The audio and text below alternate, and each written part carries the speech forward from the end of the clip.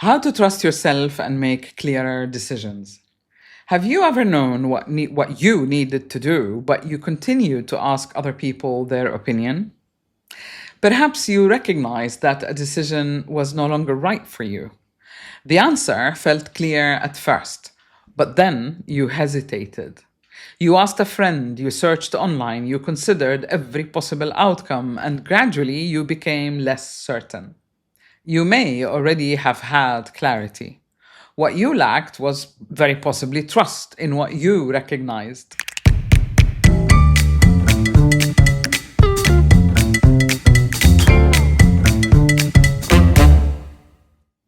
Hello and welcome to Conversations with Sahar, a series from Unbox the podcast. This is part 9 of 10, and today I want to explore how self trust affects the decisions you make.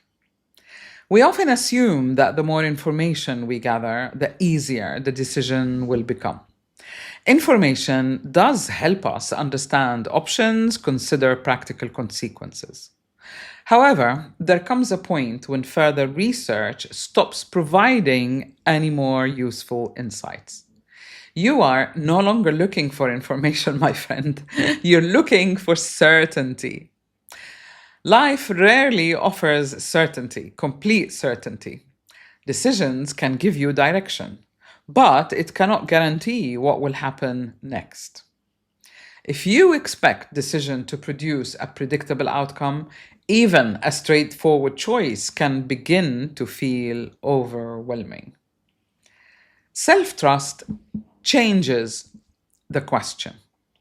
Instead of asking, how can I guarantee that this will work? You begin asking, what is the clearest decision I can make based on what I already know, sense, and feel? You also trust your ability to respond to circumstances when they change. That is what self trust means to me. It doesn't mean that you believe you will always be right. It is the confidence that you can recognize what is happening, learn from experience, and adjust your actions when necessary. Self trust weakens when you repeatedly dismiss your own awareness. You notice that a situation feels not quite right, and you tell yourself you're overreacting.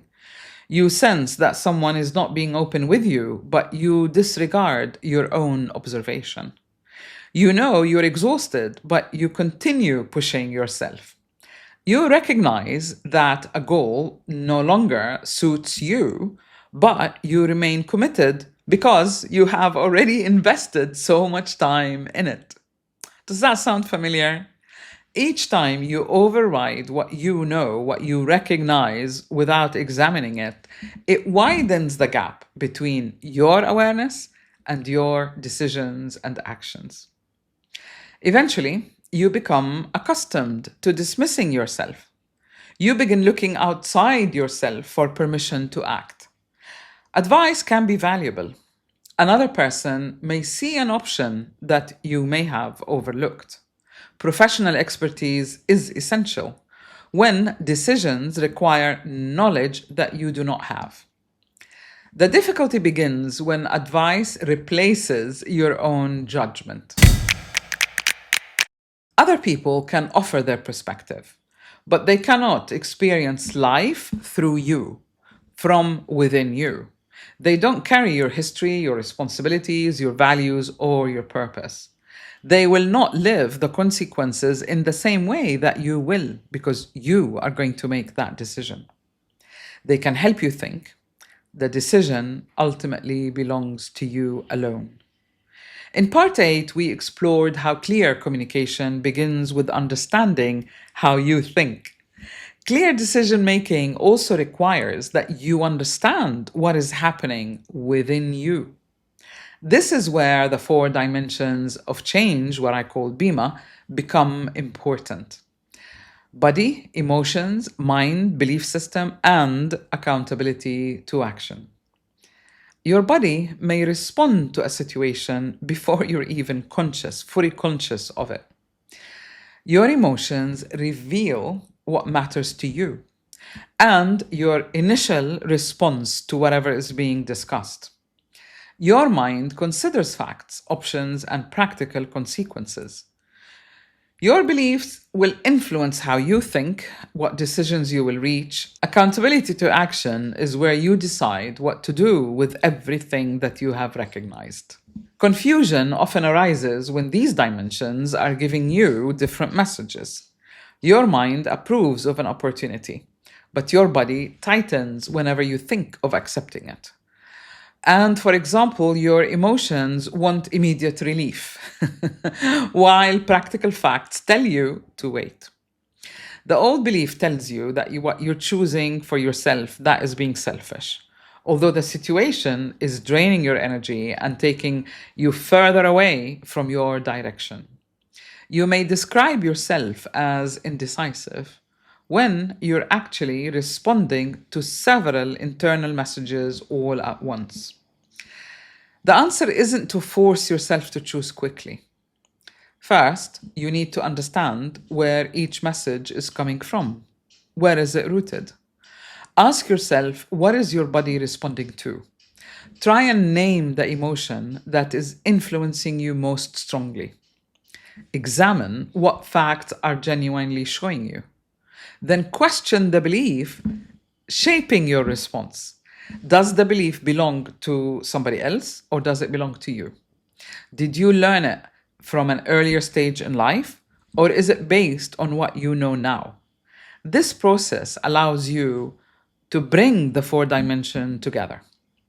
You're no longer allowing the loudest reaction to make the decision.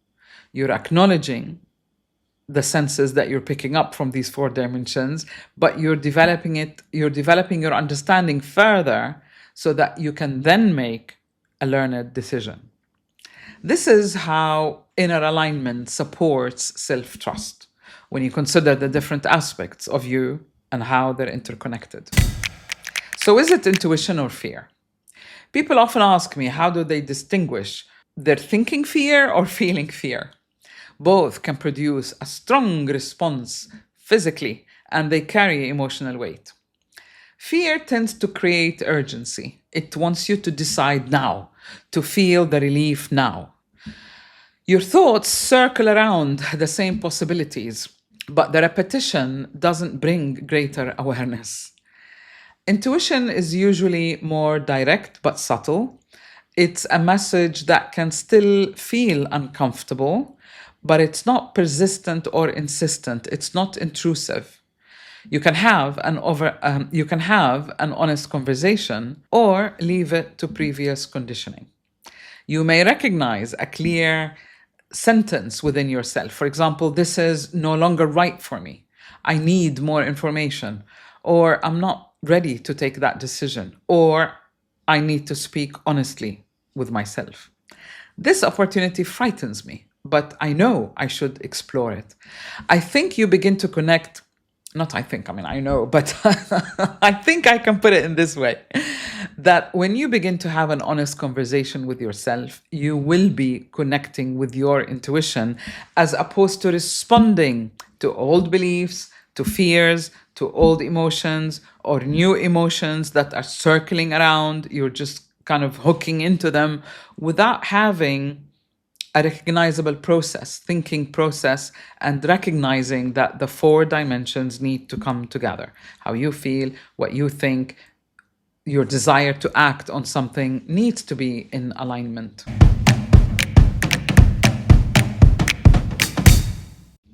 Awareness of all of that helps you to trace the response to its source. It is also important to give the decision the right amount of weight. Some choices are reversible. You can always exit, make a U-turn. You can take one step and take one step back. Other decisions carry greater weight, and they deserve more preparation and perhaps more time to consider. Not all decisions are the same. Not all decisions involve the same process that you might be going through. Otherwise, you will become paralyzed if you overthink a light decision, if you like. Or you may overlook something really important when the decision carries a heavy weight. So before deciding, ask yourself, What kind of decision is this? What information I genuinely need? Can I test the direction before committing fully? What am I hoping somebody else will decide for me? What do I really know about my being reluctant to accept? Where does that reluctancy come from? And finally, what if I chose to trust myself? What's the worst thing that can happen? That question often reveals what is underneath your process, your decision itself. Is it fear, or is it lack of ability to manage the outcome, for example? You don't need to have complete confidence before taking an action, because I really believe confidence develops through experience and analyzing the feedback. You listen, you decide, you act, and you learn from what follows. So, how do you begin the next clear step? You ask yourself a question: have I been avoiding something? You request information you need. You set up the boundary. You give yourself time without obsessing over the issue. You decline what feels unsuitable, and sometimes we feel that instantly. Explore the opportunity that supports the direction in which you want to grow, but don't push yourself there forcibly. An unexpected outcome doesn't prove that you cannot trust yourself.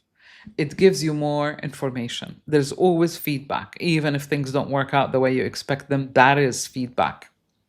You discover what you understood correctly and what you have overlooked, and you need that kind of feedback loop. Self trust grows when you remain present in your decisions rather than reacting by taking a decision, if you can sense the difference. You stop asking a single choice to secure the entire outcome of the future. You are facing a decision now. Pause before seeking another opinion and ask yourself, what do I clearly know? And give yourself time to answer. Just sit with it. You might often hear that, sit with it. Believe me, I sat with it for 4 years when we were doing the holistic therapy course. And sitting with something gives you the space to listen to the feedback, if you like. This question would feel particularly relevant when I think of September. I often feel that September is the new January because it offers us a new natural starting point or a beginning. The pace changes, the routine changes, we still have time to influence the last 4 months of the year. Perhaps you began the year with plans that were delayed, or your circumstances may have changed, or your daily responsibilities have taken you away from what you intended at the beginning of the year. You may simply know that something needs to change, but you struggle to identify where to begin from. You don't need to wait for another January in order to restart going in that direction. And this is why this September, I'm inviting you to join my flagship course. I will tell you more about that in my newsletter and through social media. But I want you to look out for the information, because wherever you are, you can begin on your own, and you will have 17 guided video modules that you can do on your own time and really begin to realign yourself with your life, with your purpose. If you are ready to stop postponing the changes that you know you need to make, Unbox a Brighter Future will help you turn awareness into accountable action. I will leave the description or the link of the course in the description of the episode. And I want to conclude by saying that next time will be part 10, which is the final episode in this series of conversations with Sahar. I started the series because of the thousands of new listeners, to allow them a chance to get to know what I talk about and to catch up. I think the final episode, I will bring everything together and we will talk about how to recognize the real you.